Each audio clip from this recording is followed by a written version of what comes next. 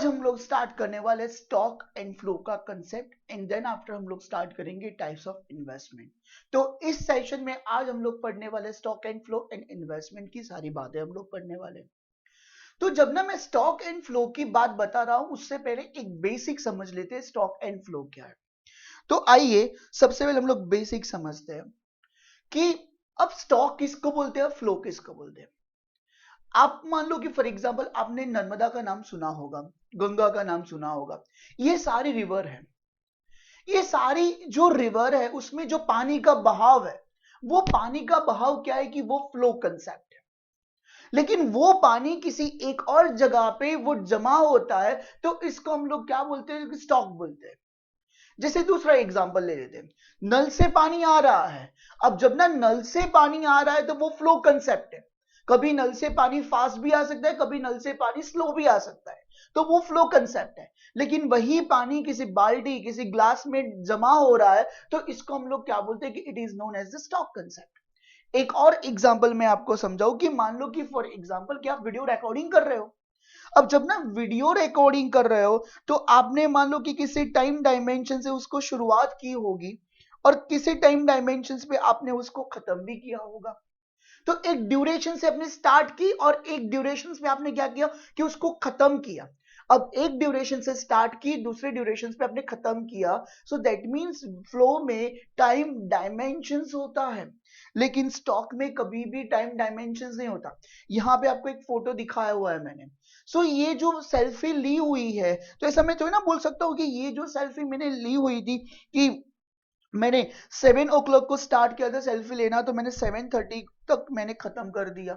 ऐसा मैं नहीं बोल सकता हूँ। मैं ऐसा बोल सकता हूँ कि ये सेल्फी मैंने ली हुई थी 7 o'clock को मैंने ली हुई थी।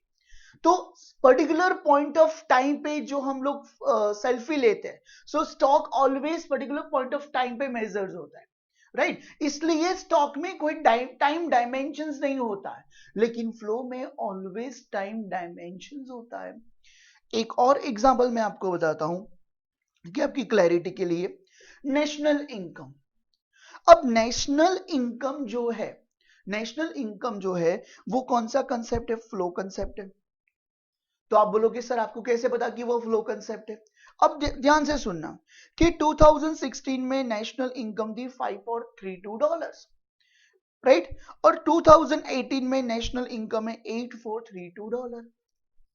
अब देखो नेशनल इनकम चेंज हो रही है, पानी का बहाव चेंज हो रहा है। तो पानी का बहाव क्या था, फ्लो कंसेप्ट था। नेशनल इनकम चेंज हो रही है तो नेशनल इनकम कौन सा कंसेप्ट है, फ्लो कंसेप्ट है। एक और एग्जांपल बताता हूं कि मान लो कि फॉर एग्जांपल कि आपके अकाउंट में 1 करोड़ रुपीस है एट 2018 में। 1 करोड़ आपके अकाउंट में डिपॉजिट है, 1 करोड़ आपके पास है। तो मनी जो है, मनी कौन सा कंसेप्ट है, मनी कंसेप्ट है, स्टॉक का कंसेप्ट है। अब वही पैसा आप खर्च कर रहे हो, वही पैसा आप खर्च कर रहे हो। मान लो कि 2018 में आपने पैसा खर्च किया, 2018 में आपने 3 लाख रुपीस एक्सपेंडिचर किया और 2019 में आपने कितना पैसा खर्च किया, 4 लाख रुपीस एक्सपेंडिचर किया।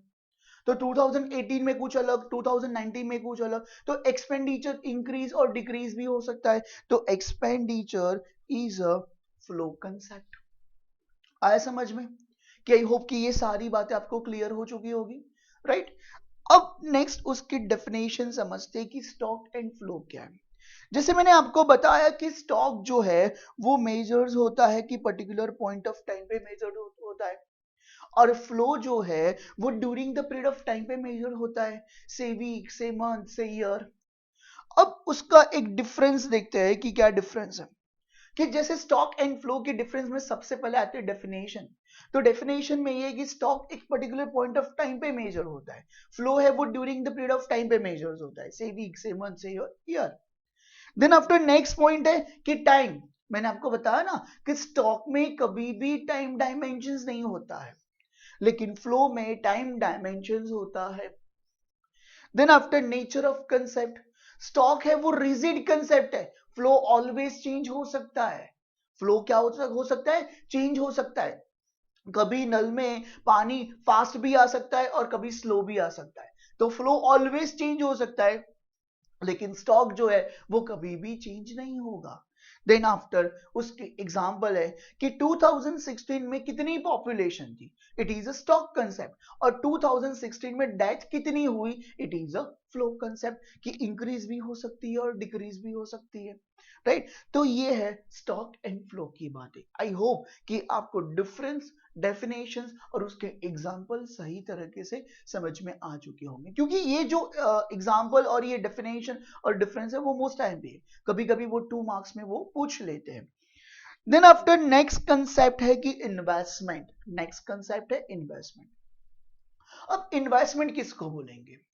मान लो कि फॉर एग्जांपल कि आप एक बिजनेस स्टार्ट कर रहे हो, तो जब ना बिजनेस स्टार्ट कर रहे हो तो उस बिजनेस के लिए हमें कैपिटल चाहिए, मशीनरी चाहिए, इक्विपमेंट चाहिए, रॉ मटेरियल चाहिए, गुड्स चाहिए, ये सारी कुछ चीजें क्या है कि इन्वेस्टमेंट है। सो इन्वेस्टमेंट दो तरह की होती है, एक फिक्स्ड कैपिटल होती है और दूसरी जो इन्वेस्टमेंट होती है वो इन्वेंटरीज में इन्वेस्टमेंट होती है। तो जनरली हम लोग इन्वेस्टमेंट उसको बोलेंगे कि भाई फिक्स कैपिटल जो हमने मशीनरी इक्विपमेंट लिए उसको हम लोग इन्वेस्टमेंट बोल सकते हैं। एंड देन आफ्टर इन्वेंटरी में हमने जो पैसा इन्वेस्ट किया उसको भी हम लोग क्या बोल सकते हैं, इन्वेस्टमेंट बोल सकते हैं। अब इन्वेस्टमेंट के दो टाइप्स हैं, एक है ग्रॉस इन्वेस्टमेंट तो दूसरा है नेट इन्वेस्टमेंट। तो ग्रॉस इन्वेस्टमेंट किसको बोलेंगे? सो ग्रॉस इन्वेस्टमेंट का मतलब ये है बच्चों की capital stock of economy in a given a period termed as a gross investment, total addition to the capital stock, कि आपकी फैक्ट्री में कितना कैपिटल स्टॉक है, कितनी मशीनरी है, कितनी इन्वेंटरीज है, so it is known as the gross investment, right. Stock भी एक ग्रॉस इन्वेस्टमेंट में कंसीडर होता है और कैपिटल असेट्स भी ग्रॉस इन्वेस्टमेंट में कंसीडर होती है। So total additions of the capital stock कितना है आपकी फैक्ट्री में, it is known as the gross investment. Then after next concept है नेट इन्वेस्टमेंट। अब जनरली कि आप जो मशीनरी इक्विपमेंट यूज कर रहे हो, वो जो मशीनरी इक्विपमेंट यूज करते हो तो उसके बाद उसकी जो वैल्यू है वो क्या होती है, डिक्लाइन होती है। अब जब ना वैल्यू डिक्लाइन होती है तो उस जो डिक्लाइन वैल्यू होती है उसको हम लोग क्या बोलते हैं, डेप्रीशिएशन बोलते हैं। क्या बोलते हैं, डेप्रीशिएशन। और जो ग्रॉस इन्वेस्टमेंट में से हम लोग डेप्रीशिएशन माइनस करेंगे तो हमें जो वैल्यू डिराइव्ड होगी उस वैल्यू को हम लोग क्या बोलेंगे, नेट इन्वेस्टमेंट बोलते हैं। तो आइए एक एग्जांपल समझते हैं, देन आफ्टर हम लोग देखते हैं कि नेट इन्वेस्टमेंट का कंसेप्ट क्या है।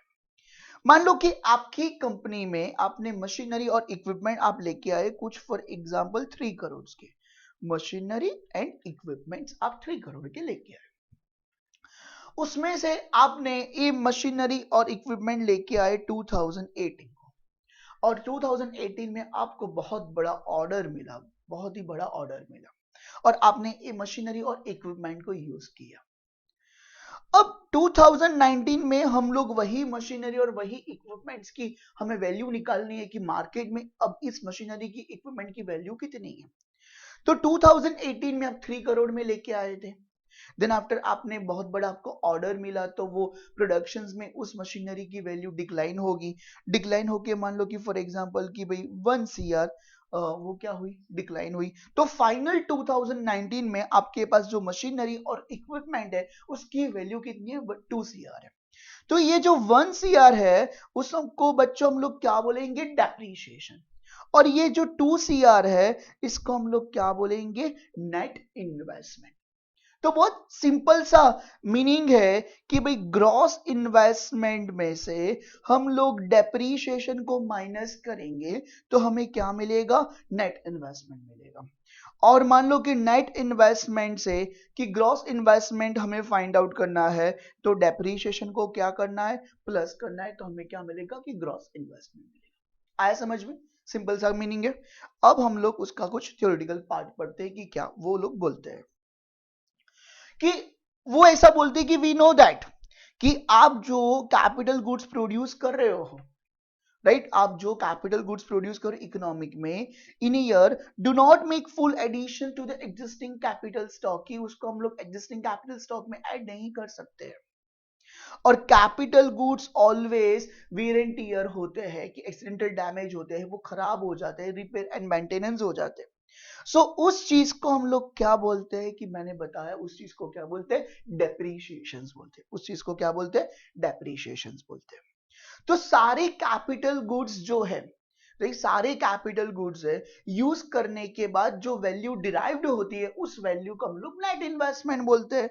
सो what is a net investment? तो net investment equal to gross investment minus depreciation, कि ग्रॉस इन्वेस्टमेंट में से हम लोग डेप्रिसिएशन माइनस करेंगे तो हमें क्या मिलेगा, नेट इन्वेस्टमेंट मिलेगा। क्लियर बच्चों? कि आई होप कि आपको gross investment, net investment, investment की डेफिनेशन, ये सारी बातें क्लियर हो चुकी हैं। अब नेक्स्ट सेशन में हम लोग स्टार्ट करेंगे depreciation. Okay, thank you and very much.